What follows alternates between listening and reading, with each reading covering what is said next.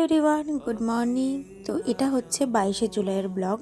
22শে জুলাই ছিল আমাদের ইউনিভার্সিটিতে বিদায় সংবর্ধনা অনুষ্ঠান, আমাদের বাংলা বিভাগের পক্ষ থেকে, জুনিয়রদের পক্ষ থেকে আমাদের জন্য। কিভাবে দুটো বছর কেটে গেল আমরা সত্যি বুঝতে পারলাম না। দেখতে দেখতে বিদায়ের ঘন্টাও বেজে গেল। আর সেদিনকে প্রচণ্ড বৃষ্টি হচ্ছিলো, তার মধ্যেও আমাদের অনুষ্ঠানটা ভালো মতো সফল হয়েছে। আর এখানে আমাদের কলা ভবনে হচ্ছে প্রোগ্রামটা হচ্ছিল। তো ওখানে গিয়ে দেখি কম বেশি সবাই চলে এসেছে, আর জুনিয়র সিনিয়র মিলিয়ে তারপরে এখানে একটা সুন্দর ডেকোরেশন করেছে। কারণ ওরা বেশি দিন সময় পায়নি, ঘর টর অ্যারেঞ্জ করতে ওদের সময় লেগে গেছে, তো মনে হয় সেই কারণে একদম সিম্পলভাবে ডেকোরেশনটা করেছিল। আর তারপরে এখানে আমাদের সবার আমাদের সব বান্ধবীগুলোই চলে এসেছিলো। আর এটা হচ্ছে শ্রীপর্ণা, তোমরা অনেকেই চেনো, আমার অনেক ব্লগে দেখেছো।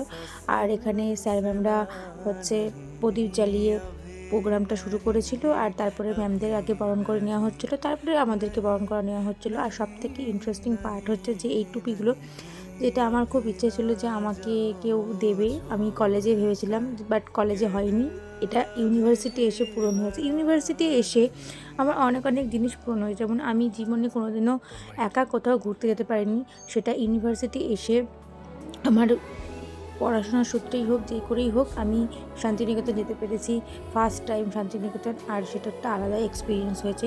সবাই হয়তো ক্ষেত্র সমীক্ষা উপলক্ষে গেছে ঠিকই, বাট আমি ক্ষেত্র সমীক্ষা জিনিসটা ক্ষেত্র সমীক্ষা হিসেবে নিইনি, আমি গেছিলাম ঘুরতে। আর সত্যি কথা বলতে আমার খুব খুব ভালো লেগেছে, আমি হয়তো আবারও যাব শান্তিনিকেতন। তো এখানে আমাদেরকে সমস্ত গিফট টিফিন দেওয়া হচ্ছিল। আর আমরা এই যে 9 জনে একসাথে সবসময় থাকি ইউনিভার্সিটিতে, ওই জন্য আমরা 9 জনে একসাথে স্টেজে উঠেছি, কারণ আমরা কেউ আলাদা উঠবো না। তো আমাদের গ্রুপের একটা নামও আছে নবরত্ন। আর এখানে টিফিন পাওয়াও সারা, সবাই খাওয়াও সারা। আমাদের দেওয়া হয়েছিল হচ্ছে সেই চাউমিন। আর এখানে সমস্ত প্রোগ্রামগুলো শুরু হয়ে গেছিলো।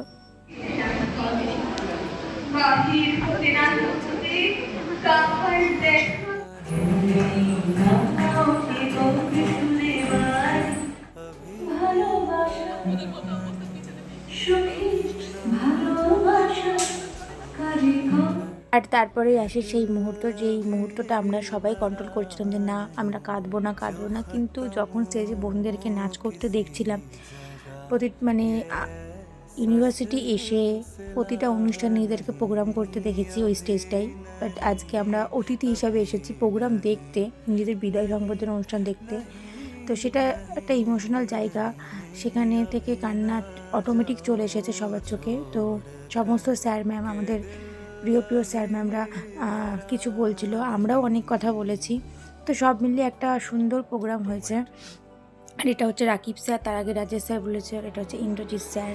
তারপরে আমাদের হিস্ট্রি ডিপার্টমেন্টের সকলের প্রিয় সুকল্যাণ স্যার এসেছিলো, তো তাকেও বোনরা বরণ করে নিচ্ছিল।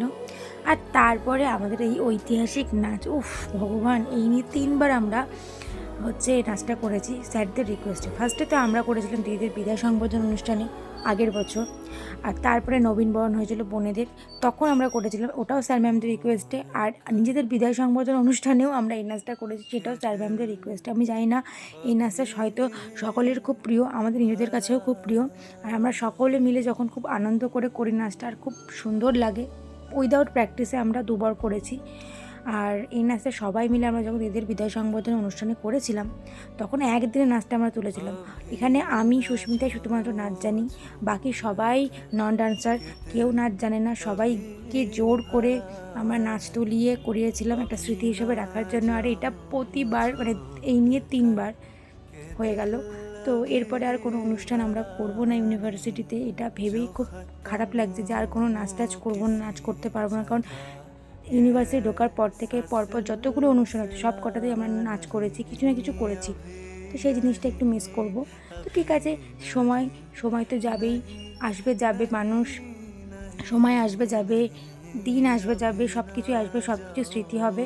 তো চলো, এভাবেই জীবন এগোতে থাকবে, এটা নিয়ে মন খারাপ করে বসে থাকলে হবে না, জীবনের পথে এগিয়ে চলতে হবে। কারণ সামনে আরও অনেক অনেক কিছু আছে আমাদের জন্য, ওয়েট করছে সকলের জন্য, সব বান্ধবীদের জন্য, সমস্ত সবার রাস্তায় চলে যাবে। কেউ হয়তো কারোর সাথে যোগাযোগ থাকবে, কারোর সাথে যোগাযোগ থাকবে না, সব কিছু নিজেদেরকে মধ্যে মানিয়ে নিয়ে এগিয়ে যেতে হবে। তো সব মিলিয়ে একটা সুন্দর দিন কাটিয়েছিলাম।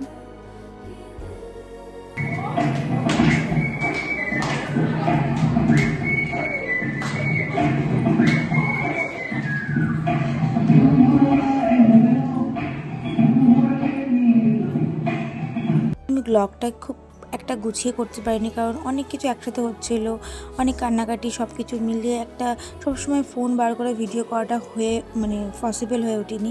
তো যেটুকু ভিডিও করেছি ওই সবটা মিলিয়ে একটা স্মৃতি হিসেবে আমি আমার চ্যানেলে, ফেসবুক, ইনস্টাগ্রামে রাখতে চেয়েছি। তো তোমাদের যদি ভালো লাগে থাকে একটা লাইক করে দিও। টাটা।